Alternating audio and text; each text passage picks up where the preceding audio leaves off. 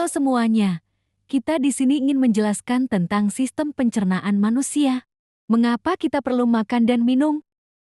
Tujuan pembelajaran yang akan kita tuju adalah: yang pertama, mampu mengenali organ-organ serta fungsinya dalam sistem pencernaan manusia. Kedua, mampu menjelaskan bagaimana proses pencernaan pada manusia. Ketiga, mampu menyebutkan jenis-jenis nutrisi yang diperlukan tubuh. Keempat, mampu memberikan contoh menu makanan yang bergizi dan seimbang. Kelima, mampu menyebutkan cara-cara untuk menjaga kesehatan pencernaan. Ketika kalian terlambat makan atau tidak makan dalam beberapa jam, perut akan terasa sakit, badan lemas dan kepala pusing. Tubuh membutuhkan makanan dan minuman sebagai energi. Untuk mengubah makanan menjadi energi, kita harus mencerna makanan dan minuman melalui sistem pencernaan yang ada di dalam tubuh.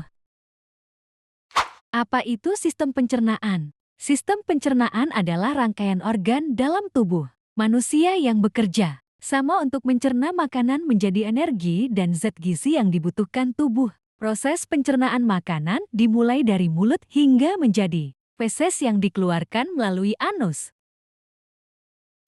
Organ pencernaan manusia. Mulut, tempat makanan pertama kali masuk. Kerongkongan, membawa makanan ke lambung. Hati, menghasilkan empedu untuk mencerna lemak. Lambung, menghancurkan makanan. Usus halus, menyerap nutrisi makanan. Usus besar, menyerap air dan membentuk feses. Rektum dan anus, mengeluarkan feses dari tubuh. Yang pertama ada mulut. Mulut merupakan tempat pertama kali makanan masuk. Di mulut makanan dirasakan, dihancurkan, dilunakkan, dan diserna. Berikut proses pencernaan yang terjadi di mulut. Gigi menghancurkan makanan menjadi potongan-potongan kecil.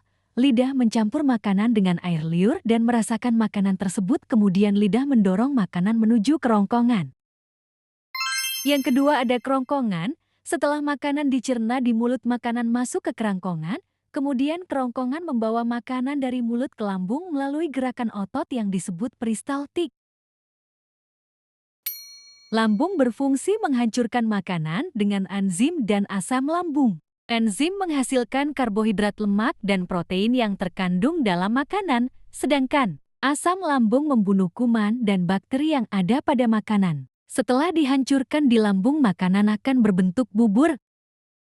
Yang keempat ada usus halus. Makanan yang berbentuk bubur akan memasuki usus halus yang terdiri dari 3 bagian, yaitu usus 12 jari, cejunum, dan ileum. Usus halus akan menyerap nutrisi dari makanan dan mengubahnya menjadi energi. Yang keempat ada usus besar. Usus besar berfungsi menyerap air dari sisa makanan yang tidak diserap oleh usus halus. Sisa makanan yang telah kehilangan air berubah menjadi kotoran atau feses.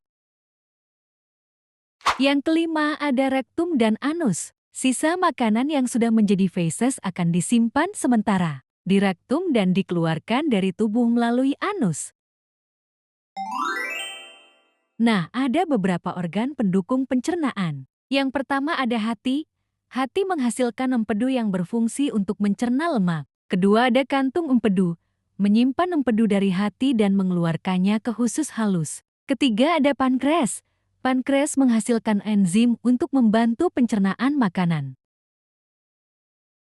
Proses pencernaan makanan manusia. Yang pertama, makanan masuk dan dihancurkan di mulut, lalu kerongkongan membawa makanan menuju lambung. Setelah itu, makanan dihancurkan menjadi bubur oleh lambung, kemudian bubur makanan diserap nutrisinya oleh usus halus, lalu usus besar menyerap air dan membentuk feses, terakhir rektum dan anus menyimpan dan mengeluarkan feses. Mengapa kita perlu makan dan minum? Kita perlu makan dan minum karena tubuh memerlukan energi, nutrisi, dan cairan untuk melakukan berbagai aktivitas serta mendukung pertumbuhan tubuh. Kita juga harus memasukkan makanan dengan menu yang bergizi dan seimbang, yaitu buah, lauk pauk, sayuran, dan karbohidrat.